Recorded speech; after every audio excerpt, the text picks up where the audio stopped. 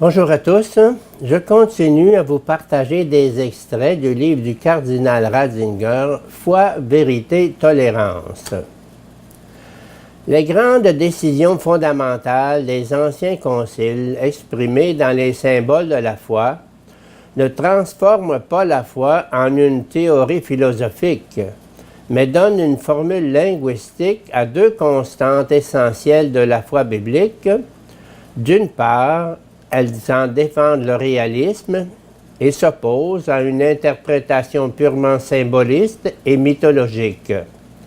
D'autre part, elles affirment la rationalité de la foi biblique, qui certes dépasse le domaine de la raison et de son champ d'expérience, mais qui fait appel à la raison et se présente avec la prétention de dire la vérité, de donner à l'homme accès au véritable cœur de la réalité. Je pense à l'affirmation selon laquelle Jésus-Christ, Fils unique de Dieu, est homoousios avec le Père, une seule essence avec lui. Canonisons-nous ici une philosophie étrangère à la foi? Érigeons-nous une métaphysique qui n'appartient pourtant qu'à une culture en dogme? Pour répondre à cette objection, nous devons nous remémorer le problème qu'il fallait affronter. Le Nouveau Testament parlait de Jésus comme Fils de Dieu. Les religions que la mission chrétienne rencontrait parlaient elles aussi de Fils de Dieu ou de Fils des dieux.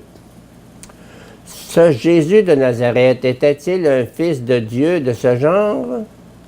Était-ce une façon de parler mythologique, une exagération poétique de même nature que l'exagération habituelle entre amoureux qui érige l'être aimé en principe absolu pour eux, mais n'entendent évidemment pas poser par là un jugement sur la réalité elle-même prise dans son ensemble?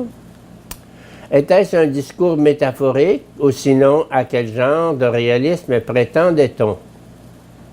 De la réponse à cette question dépend l'identité même du christianisme.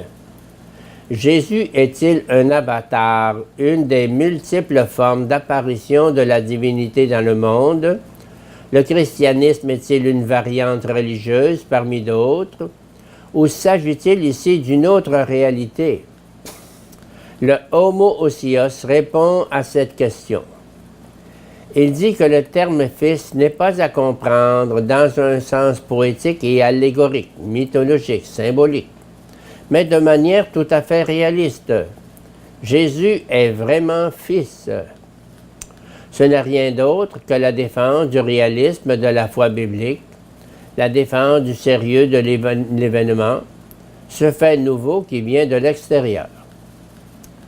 Dans ce « est », résonne le « je suis » de la formule employée lors du récit du buisson ardent, Exode 3,14.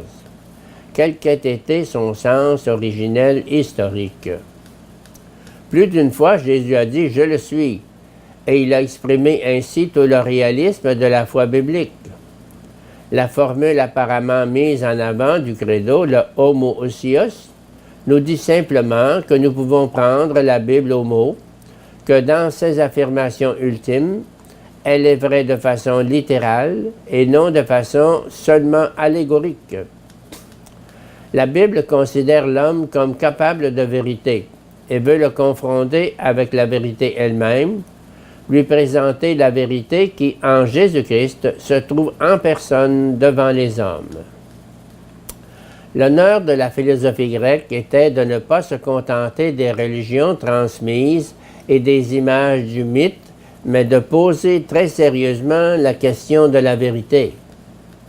Peut-être peut-on quand même reconnaître ici le doigt de la providence, la raison pour laquelle la rencontre entre la foi de la Bible et la philosophie grecque était vraiment providentielle.